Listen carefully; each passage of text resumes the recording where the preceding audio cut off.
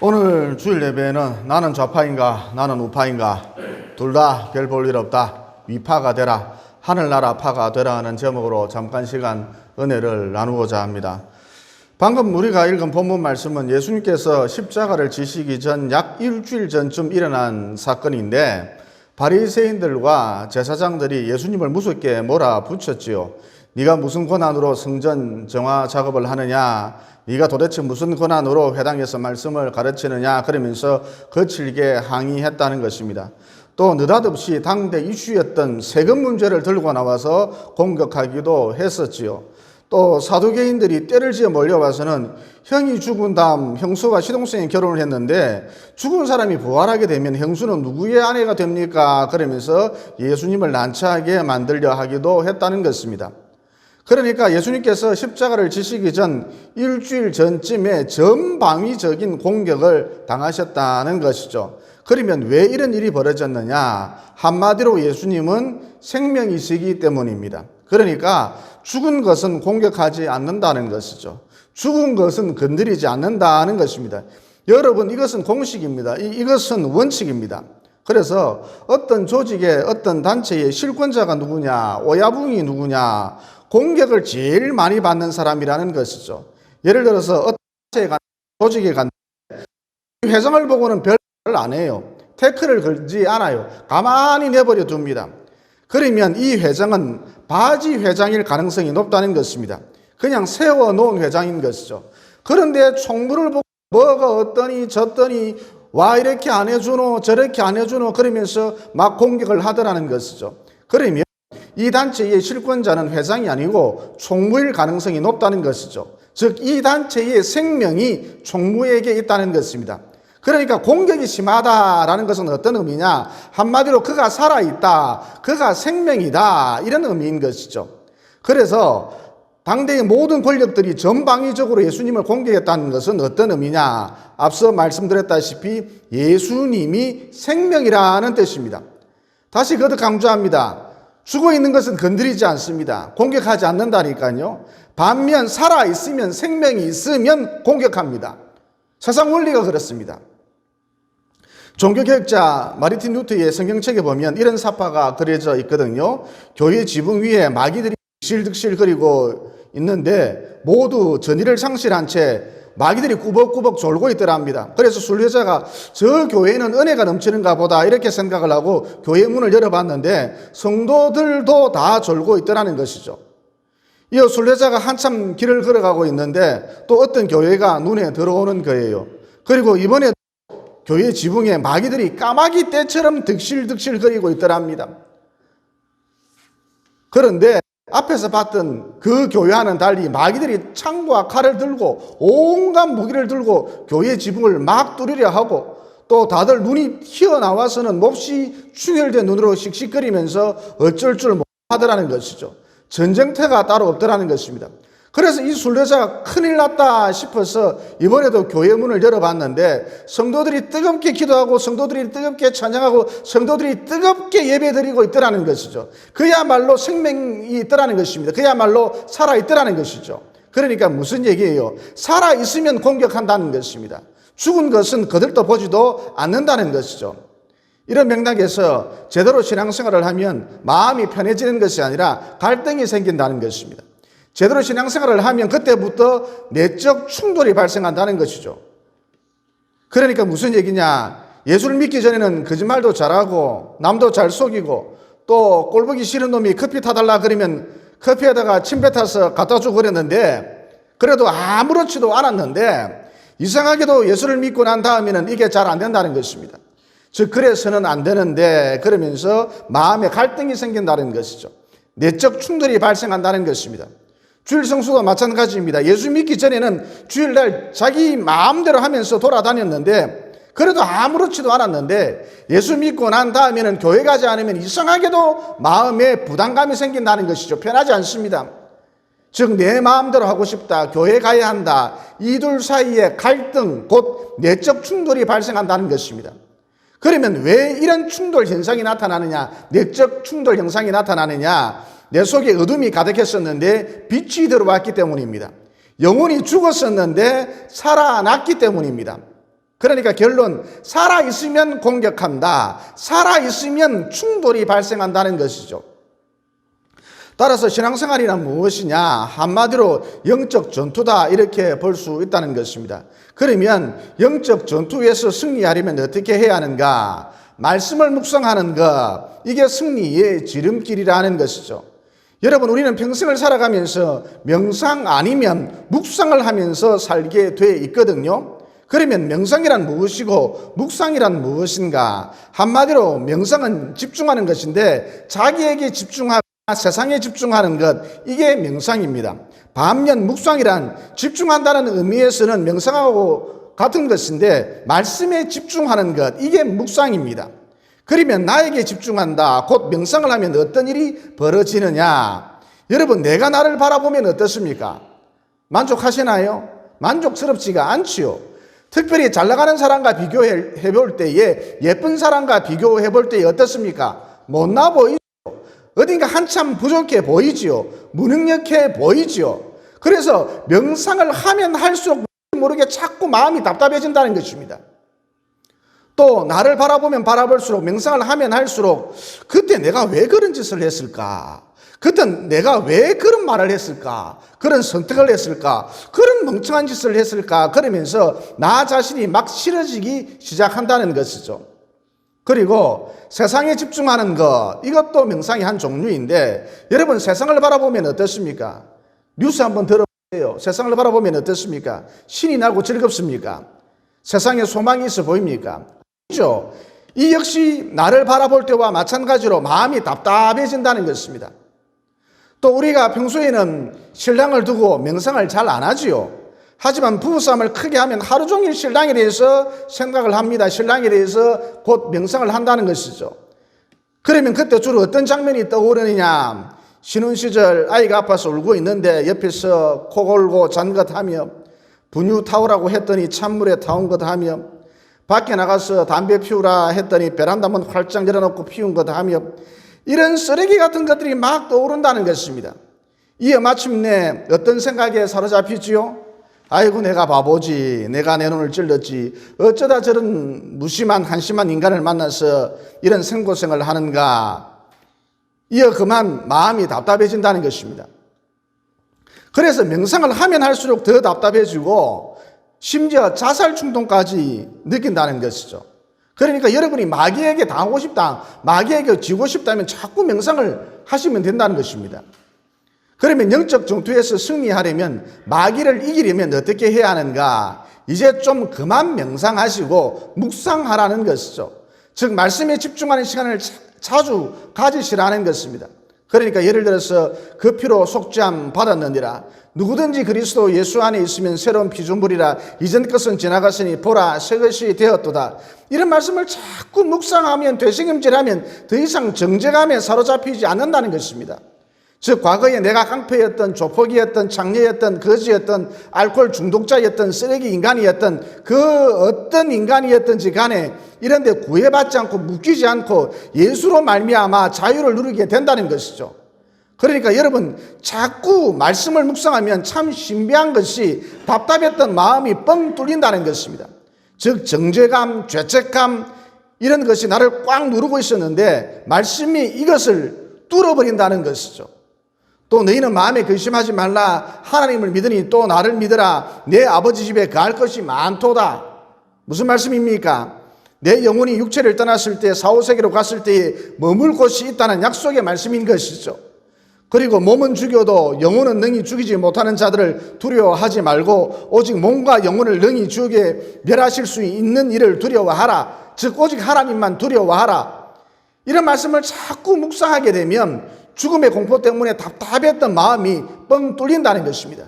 죽음이 장난감 총처럼 느껴진다는 것이죠.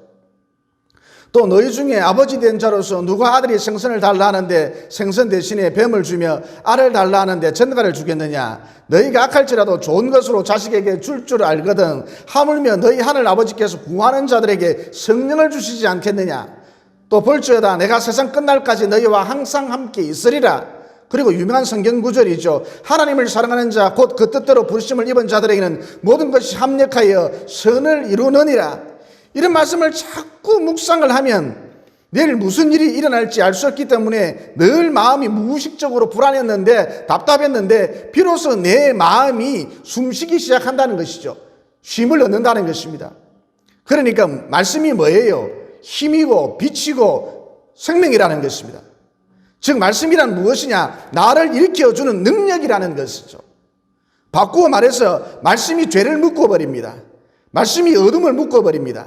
말씀이 사망을 묶어버립니다. 말씀이 마귀를 묶어버립니다. 이게 말씀의 효과라는 것이죠.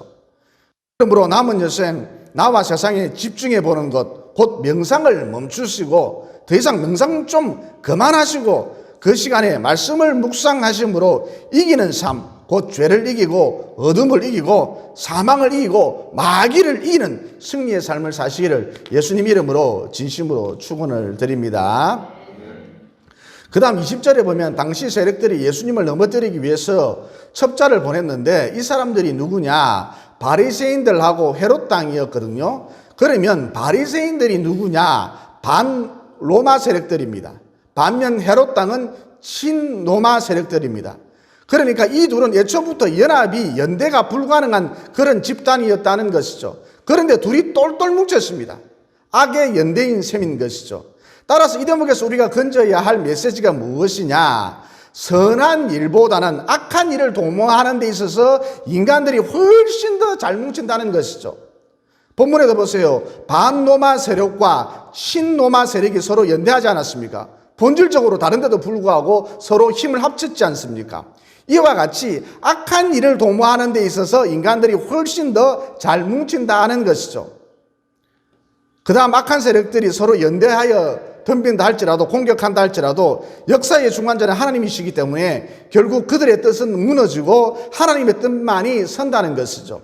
그러니까 예를 들어서 마귀가 예수만 죽이면 된다. 하나님의 아들이 나타났으니까 저 예수만 처리하면 된다. 저 예수만 죽이면 된다. 이렇게 생각하고 예수님을 십자가에 못 박아 버렸잖아요. 하지만 하나님은 이를 역이용하셔서 인간 구원의 방법으로 십자가를 선용했다는 것입니다. 이와 같이 악한 세력들이 자신의 뜻을 이루기 위해서 서로 똘똘 뭉치고 서로 연대한다 할지라도 결국 그들의 뜻은 무너지고 하나님의 뜻만이 이루어진다는 것이죠.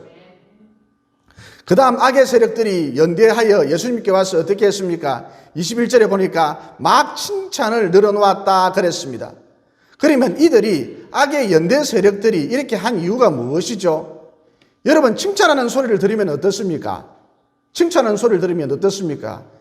기분이 업되죠. 그래서 말을 많이 하게 돼 있습니다.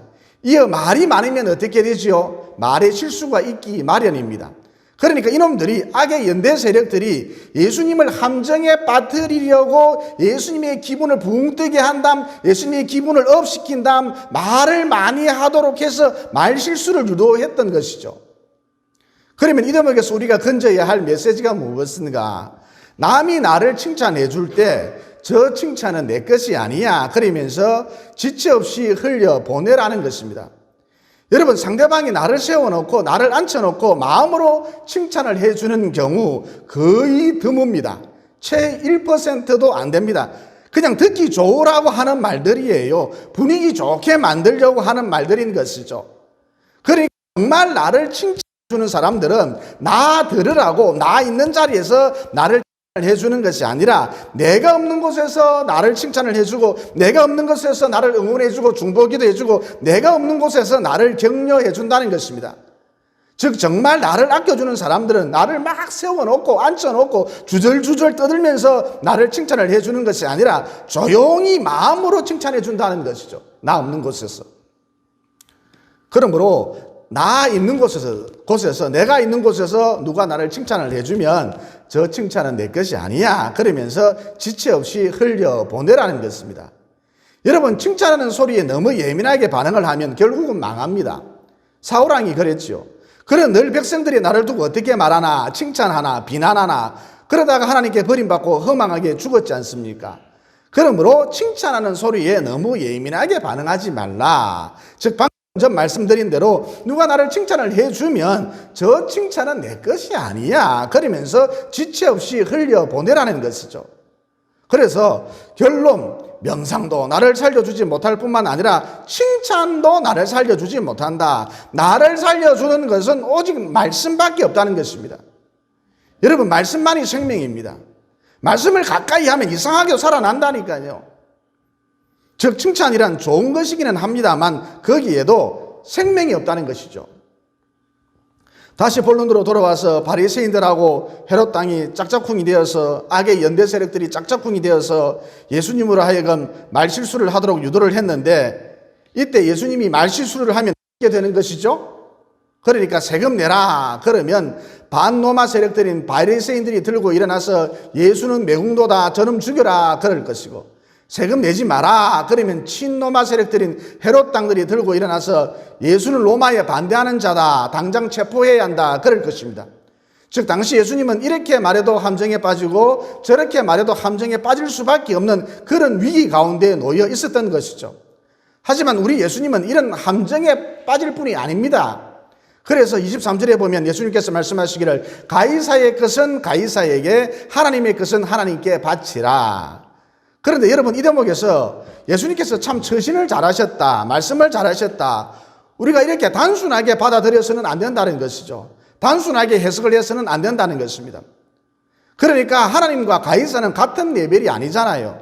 또 예수님이 바리새인들을 두려워해서 헤롯 당들을 두려워해서 잔꾀나 발휘하는 잔머리나 쓰는 그런 분이 아니시잖아요. 그러니까 예수님께서 재치 있게 말씀을 잘하셨다, 우리가 이렇게 단순하게 생각을 해서는 안 된다는 것이죠.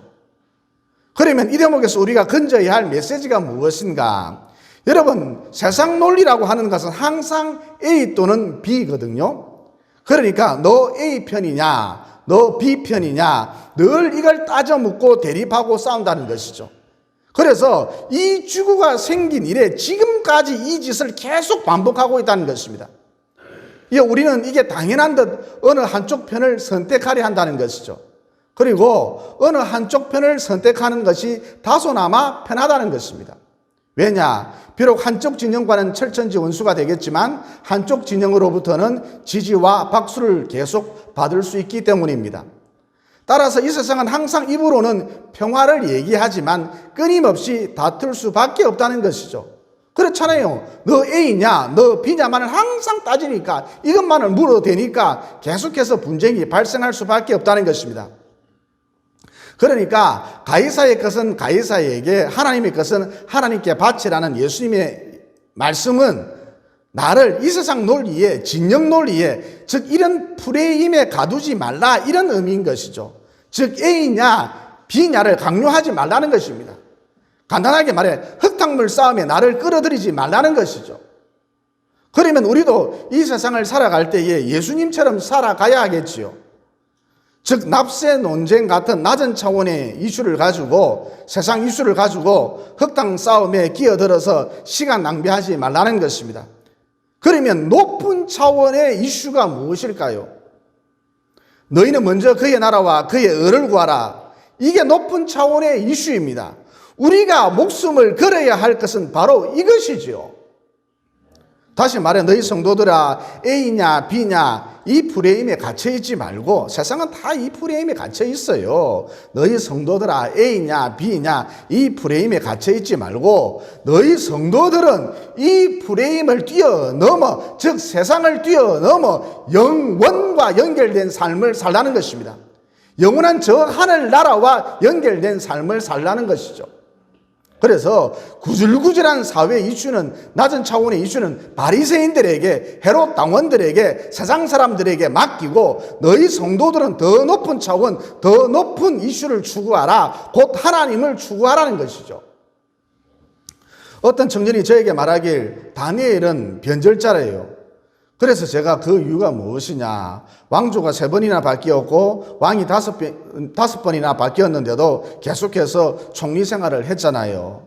즉 이 청년의 말인즉슨 다니엘은 갈아타기를 잘했다는 것이죠.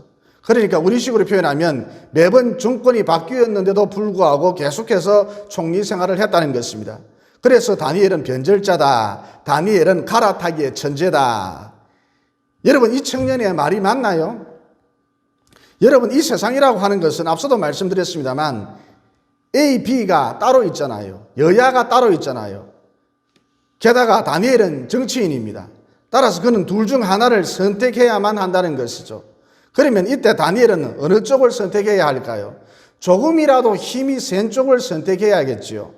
만약 49대 51이라면 51편에 서야 합니다. 그런데 다니엘은 이렇게 하지 않았다는 것이죠.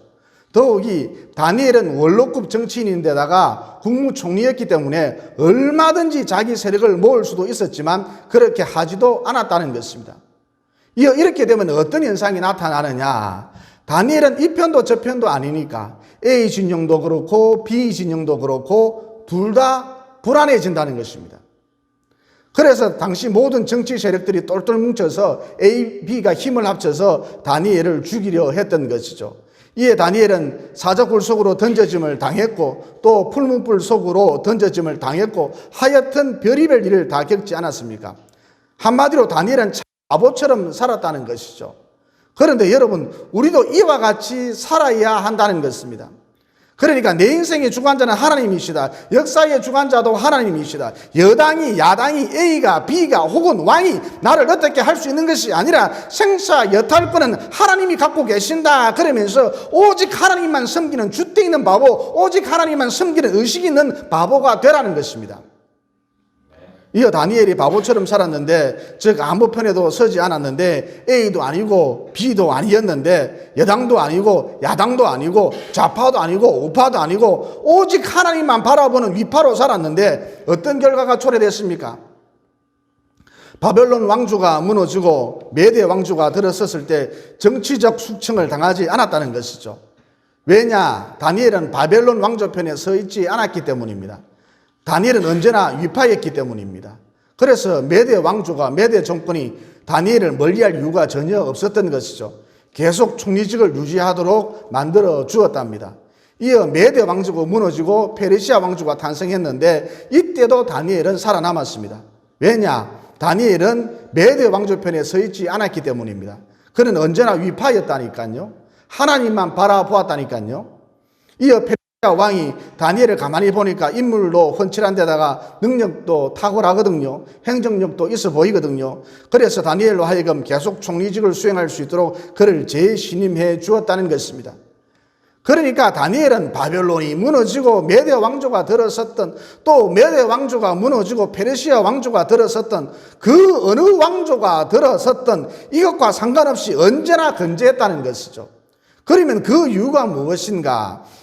A 또는 B라는 프레임에 갇혀 있지 않고 오직 하나님만 붙들었기 때문입니다. 우리도 마찬가지입니다.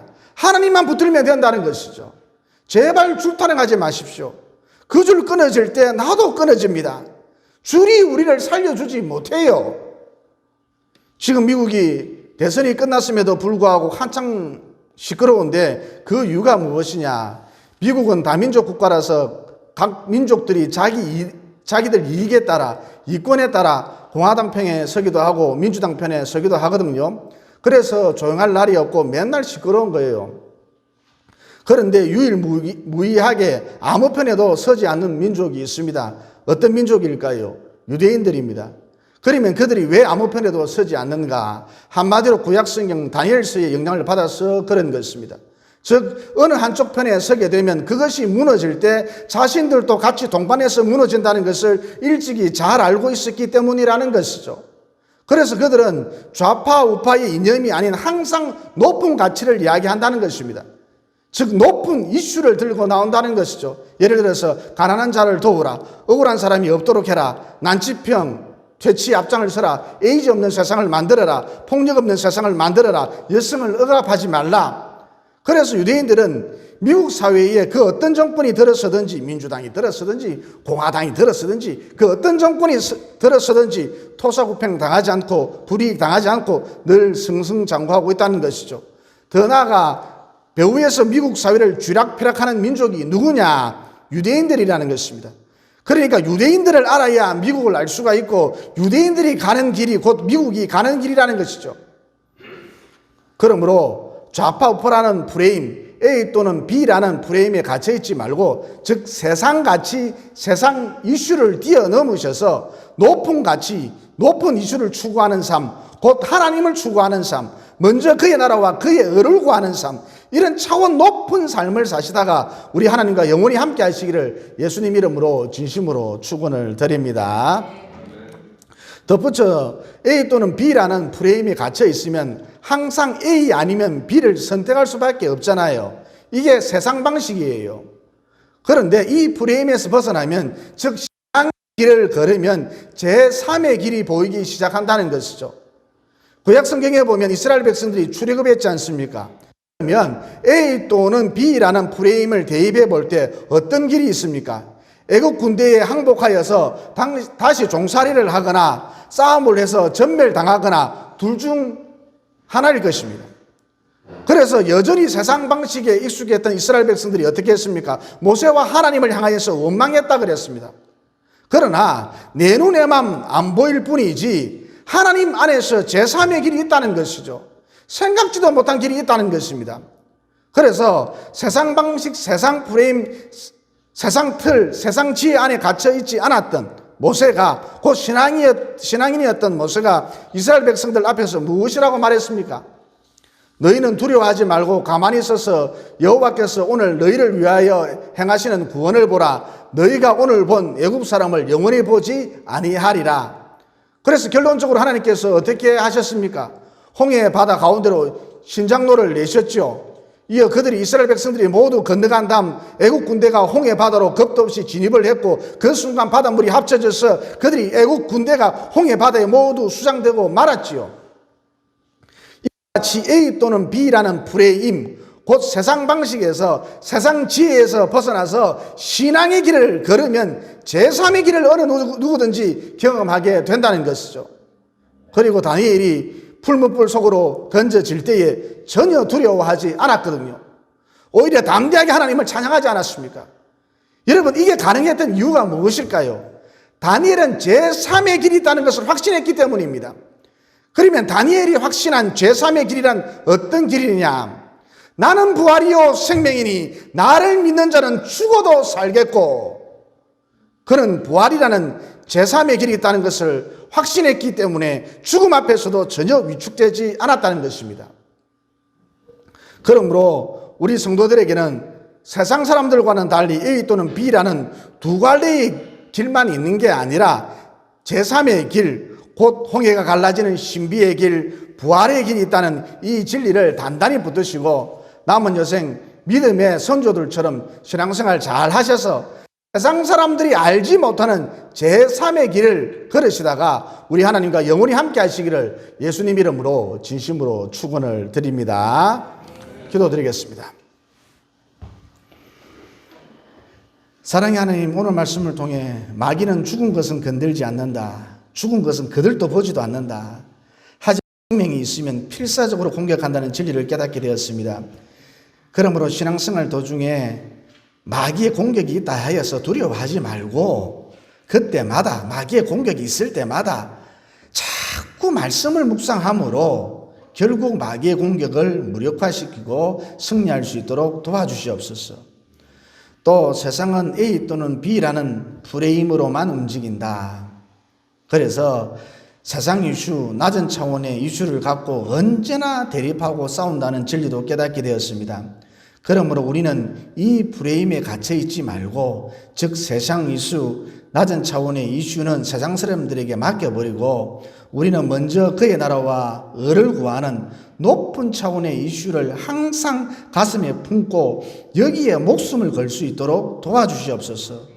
또 세상 사람들에게는 A 또는 B라는 두 갈래의 길밖에 없지만 성도들에게는 제3의 길이 있다는 진리도 깨닫게 되었습니다. 그러므로 믿음의 선조들이 걸었던 신앙의 길, 곧 제3의 길을 우리도 걸으며 마침내 우리 하나님과 영원히 함께 할 수 있도록 도와주시옵소서.